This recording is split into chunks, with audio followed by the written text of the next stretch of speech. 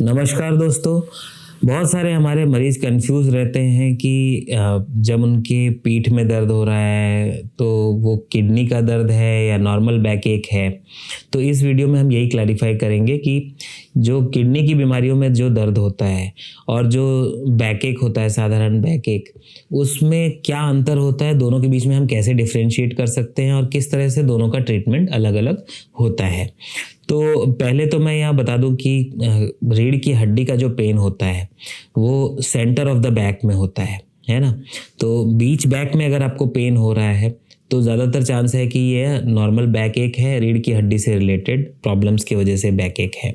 अब रीढ़ की हड्डी के प्रॉब्लम्स कई सारे हो सकते हैं। जनरली दो रीढ़ की हड्डियों के बीच में एक गद्दी होती है, डिस्क होती है, वो अगर खिसक गई और उन नर्व्स के ऊपर प्रेशर डाल रही है तो जनरली इस तरह का बैक पेन देखने को मिलता है।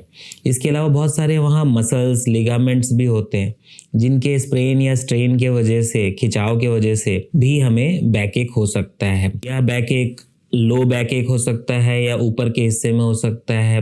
कई तरह की आर्थराइटिस वाली बीमारियां, एंकलाइजिंग स्पॉन्डिलाइटिस, इस तरह की प्रॉब्लम्स की वजह से भी सेंटर ऑफ बैक में आपको दर्द हो सकता है। लेकिन बैक एक की खास बात ये होती है कि ये थोड़ा थोड़ा ही सही लेकिन लगातार बना रहता है। लगातार बने रहने वाले दर्द जनरली जो है वो किडनी से रिलेटेड नहीं होते। दूसरी बात ये है कि ये जो बैक एक है, अगर ये नर्व्स को प्रेशर डाल रहा है तो फिर वो नर्व्स का डिस्ट्रीब्यूशन जहाँ जहाँ है वहाँ सिम्टम्स होते हैं। जैसे कि पीछे से लेके फिर दर्द एक रिंग शेप में आगे की तरफ या पैरों की तरफ भी जा सकता है। इस तरह का दर्द, इसको रेडिएटिंग पेन बोलते हैं। तो शुरू तो होता है सेंटर ऑफ बैक में, लेकिन वो पैरों की तरफ जाता है, इसको रेडिएटिंग पेन बोलते हैं। साथ में कुछ न्यूरोलॉजिकल सिम्टम्स, क्योंकि ये नर्व्स को प्रेशर डालता है बैक की बीमारियां ज़्यादातर, तो उसमें न्यूरोलॉजिकल सिम्टम्स जैसे कि किसी एक पर्टिकुलर एरिया में सेंसेशन फील नहीं हो रहे, वहाँ टच कर रहे पता नहीं चल रहा, गर्म ठंडा मालूम नहीं चल रहा किसी एक पर्टिकुलर एरिया में जहाँ वो नर्व सप्लाई कर रही है।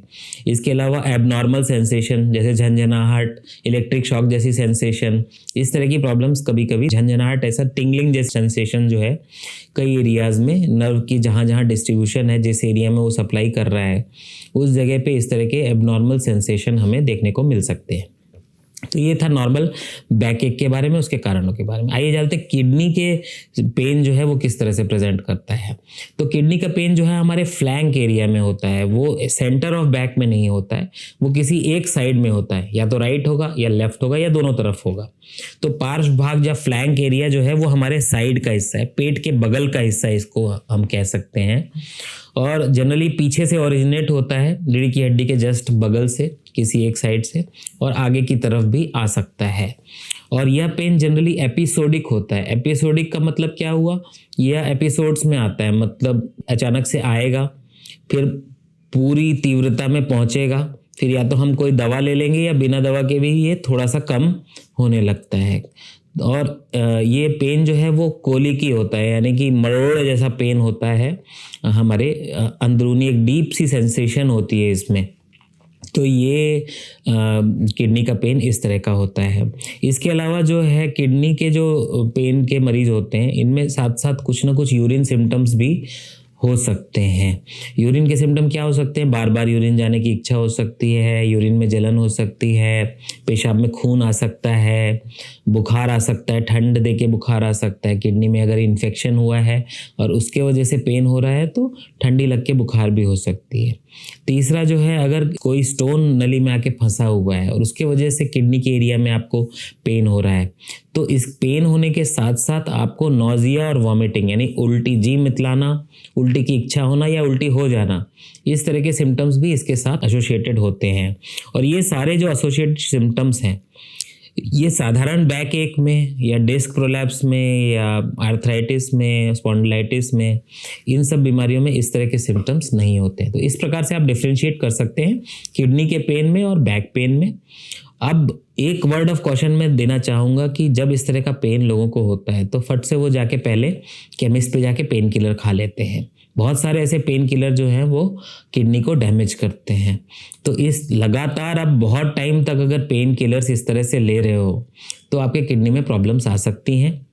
तो आइए जानते हैं कि अगर इस तरह का पेन आपको हो रहा है, किडनी रिलेटेड पेन, तो आपको करना क्या चाहिए। तो आपको करना ये चाहिए कि आपको अपने पास के जगह पे जो भी यूरोलॉजिस्ट अवेलेबल हैं उनके पास जाके आप परामर्श लीजिए। वो आपका पूरा हिस्ट्री चेक करेंगे, आपको एग्जामिन करेंगे, फिर आपको बताएंगे कि ये पेन पहले तो किडनी से रिलेटेड हो सकता है या नहीं हो सकता है। अगर हो सकता है तो कुछ साधारण यूरिन टेस्ट और अल्ट्रासाउंड के द्वारा इस पेन का कारण हमें पता चल जाता है। अगर ये इन्फेक्शन की वजह से है तो कुछ दिनों की एंटीबायोटिक से ये ठीक हो जाता है। अगर ये स्टोन की वजह से है, छोटे स्टोन है 4-5-6 mm के, 2 दवाइयों से ये स्टोन निकल सकते हैं। बड़े स्टोन हैं तो ऑपरेशन करके इसको ठीक किया जा सकता है। तो इसकी सही तरह से डायग्नोसिस करने से आप परमानेंट रिलीफ पाएंगे, ना कि टेम्पररी ये पेन किलर लेकर अपने किडनी को डैमेज करने की कोशिश करें। तो इस तरह से आप अपने पेन को मैनेज कर सकते हैं। इस वीडियो में इतना ही। धन्यवाद।